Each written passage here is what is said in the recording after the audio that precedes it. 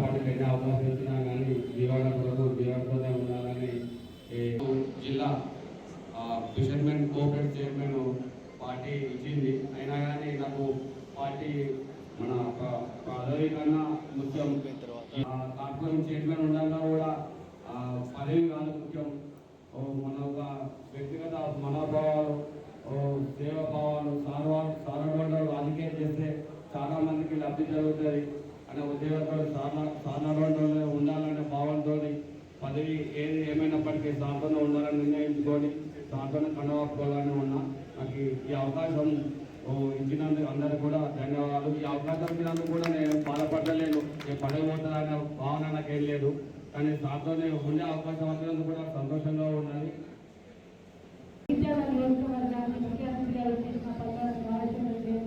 మరియు ఎమ్మెల్సీ రమణ గారికి మరియు మాజీ మంత్రి గారికి జీవన గారికి మరియు జడ్పీ చైర్పర్సన్ వసంత సురేష్ గారికి మరియు వేదికపై ఉన్న పెద్దలందరికీ ఇక్కడికి విచ్చేసిన కేసీఆర్ గారి అభిమానులు మరియు జీవన గారి అభిమానులందరికీ కూడా కృతజ్ఞతలు తెలియజేసుకుంటున్నాము. రేపు జగిత్యాలలో జరగబోయే సభ మన జగిత్యాల కాదు, తెలంగాణనే కాదు, ఉమ్మడి ఆంధ్రప్రదేశ్కి ఒక ముఖ్య దిక్సూచి వంటిది. నిజంగా ఇది సక్సెస్ కావాలని అవుతుంది కూడా ఖచ్చితంగా. కాకపోతే మన జగిత్యాలకి సంబంధించి ఒక ఆత్మాభిమానానికి సంబంధించిన సభ. ఎందుకంటే జీవన గారు ఆ రోజు బీఆర్ఎస్ లో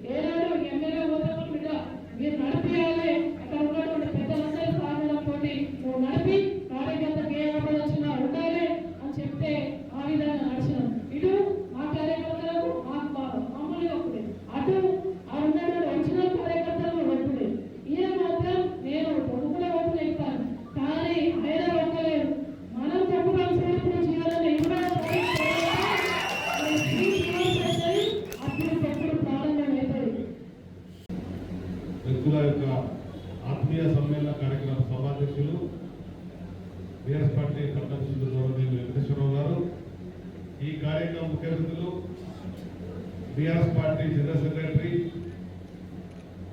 కౌన్సిల్లో ప్రభుత్వ విప్పుగా, నేడు జనగామ శాసనసభ్యులుగా, తిరిగి మళ్ళీ అసెంబ్లీలో బీఆర్ఎస్ పార్టీ విప్పుగా పార్టీకి ప్రధానంగా సేవ చేస్తూ రాష్ట్రంలోనే పెద్దలు కేసీఆర్ గారికి సన్నిహితంగా ఉండి అన్ని అంశాలలో చర్చించేంతటి సన్నిహితం ఉన్నటువంటి వ్యక్తి మా అన్న నరేష్ రెడ్డి గారు. 4 దశాబ్దాల సుదీర్ఘ రాజకీయ అనుభవం తెలంగాణ రాష్ట్రంలో ఉంది అని చెప్పంటే మొట్టమొదటి వ్యక్తి జీవనాన్ని చెప్పని భావిస్తున్నాం. న్యాయవాద వృత్తిలో ఈ ప్రాంతంలో ప్రముఖంగా ఉన్నటువంటి ఆ సమయంలో ఈ పక్కనుండేటువంటి మన కళాశాలకు నేను స్టూడెంట్స్ యూనియన్ ప్రెసిడెంట్ గా ఉంటుంటే అంతఃపూర్వమే వారికి స్వయం తమ్ముడు కరుణాకర్ రెడ్డి గారు, నేను దేవరెడ్డి గారు కూడా అన్నదమ్ములుగా ఉండి వారికి కుటుంబంలో వెళ్ళిన అనుభవం ఉంది. తర్వాత రాజకీయాలలో కలిసి పనిచేస్తూ వారి సమితి లక్ష్యాన్ని కానీ ఎమ్మెల్యేగా మంత్రిగా సందర్భంలో ఈ జగిత్యాల పట్టణంకి వెళ్ళి ఎవరైనా దగ్గర సన్నిహితంగా ఉండి మినిస్టర్ క్వార్టర్ ఉన్నారు అని చెప్పంటే వెళ్ళామని అని చెప్పి మనం వేస్తున్నాం.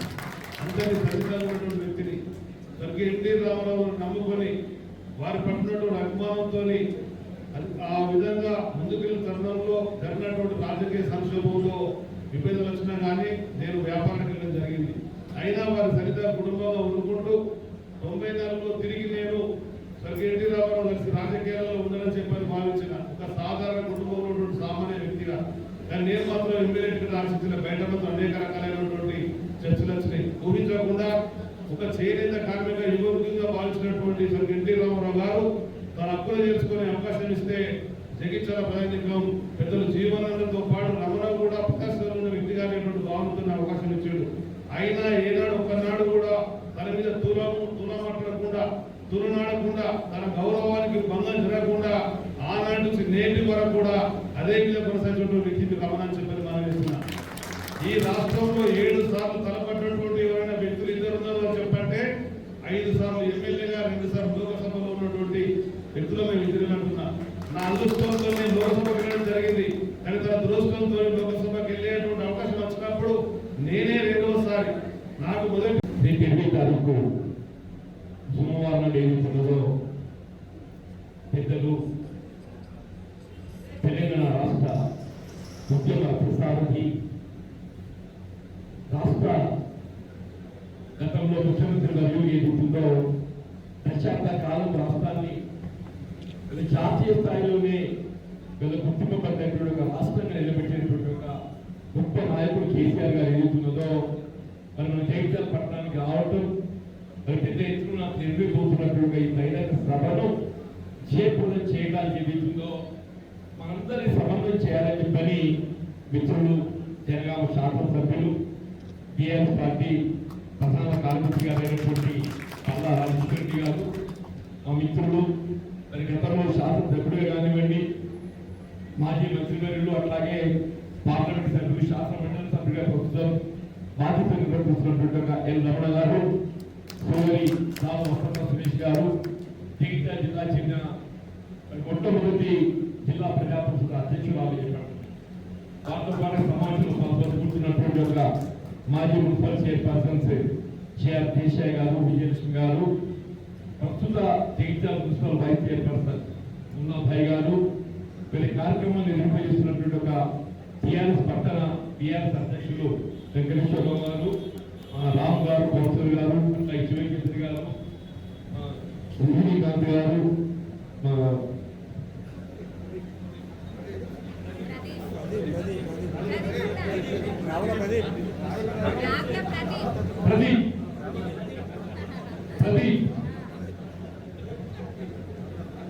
రావుల ప్రదీప్,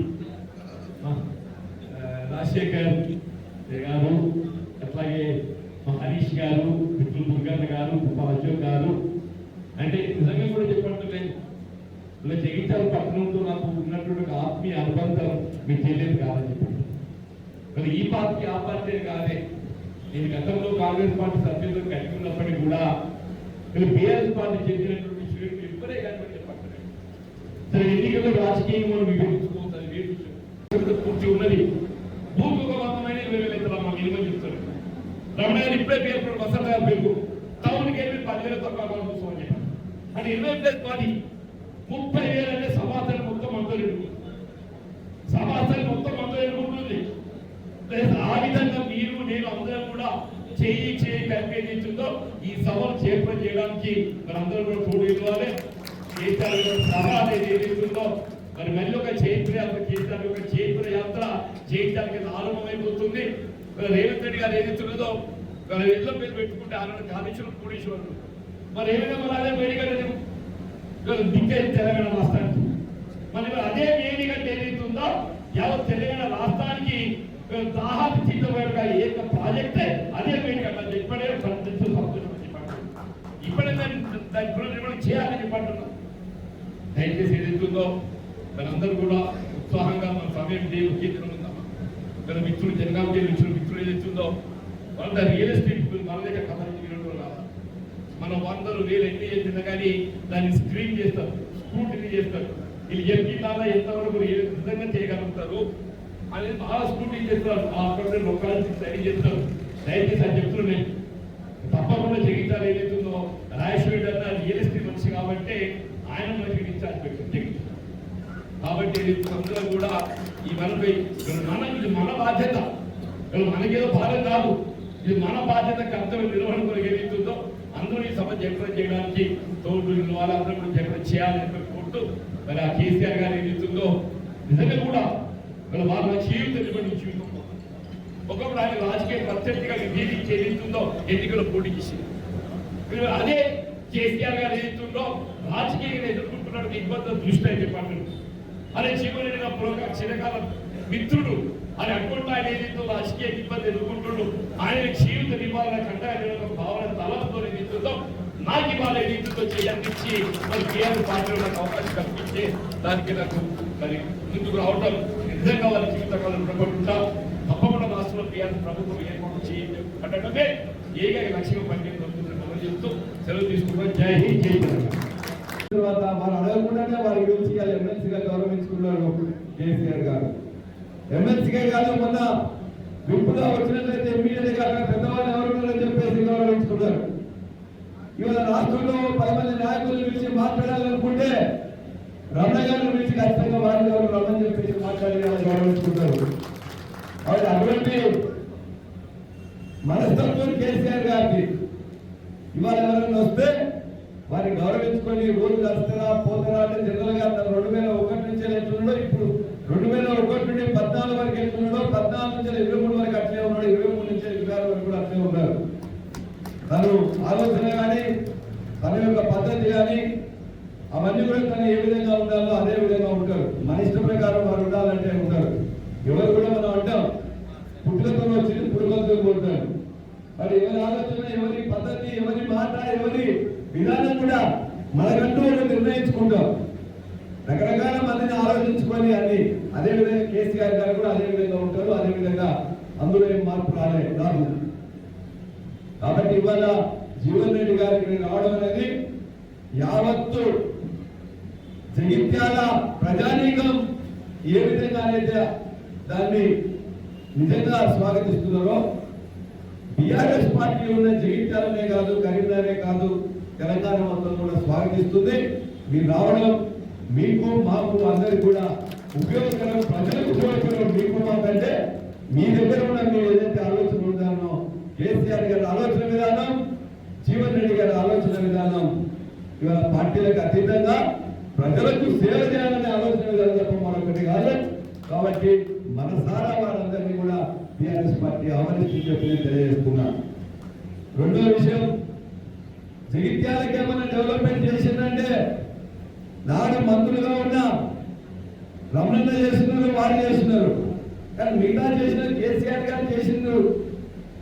వాళ్ళ జగిత్యాల సంజయ్ ఎప్పుడైనా కేసీఆర్ గారి దగ్గర నిలబడి మాట్లాడే దమ్ముండేనా? ఏనాడు వచ్చిన దండం పెట్టి నిలబడి కూర్చుంటానికే భయపడేవాడు. ఇంట్లో కూర్చున్న వాడిని అలా ఎమ్మెల్యే చేసి మూడోసారి అవకాశం ఇస్తే ఇక్కడ కావాల్సిన పనులు జగిత్యాల పట్టణంలో వచ్చిన సుందరమైన రోడ్డు కావచ్చు, సెంట్రల్ లైటింగ్ కావచ్చు, లేకపోతే సాగునీటికి సంబంధించినవి కావచ్చు, డబల్ బెడ్రూమ్ పథకం 4,000 ఇల్లు రావడం కావచ్చు, అనేక ఇతర అంశాలు ఏదైతే ఉన్నాయో వందల కోట్ల రూపాయలు ఇక్కడికి వచ్చినాయి అంటే అది కేసీఆర్ గారి ఇచ్చింది కదా. కేసీఆర్ గారిని ఏం తక్కువ చేసిండు? కేసీఆర్ గారిని మోసం చేసింది పోయిందే కాకుండా నిన్ను గెలిపించిన నీ నాయకులు, కార్యకర్తలు, కార్పొరేటర్లు, సర్పంచులు, ఎంపీటీసీలు అందరినీ